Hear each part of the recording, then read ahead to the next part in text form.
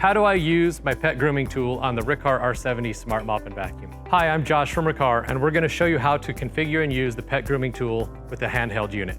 I'm going to go ahead here and just kind of set this aside so you can see which buttons we're pushing. We're going to release the dry handheld unit. Now, when you're using the pet grooming tool, which is this tool here, it does not configure right to the handheld unit. You're going to need to use the hose. So the hose snaps onto the end of the dry handheld unit, and then it snaps to your pet grooming tool.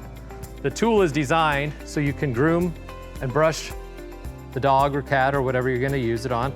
And then when you get all the hair collected here, you push this button and it sends that out, depresses the bristles back, and then sucks all the debris into the dry handheld unit.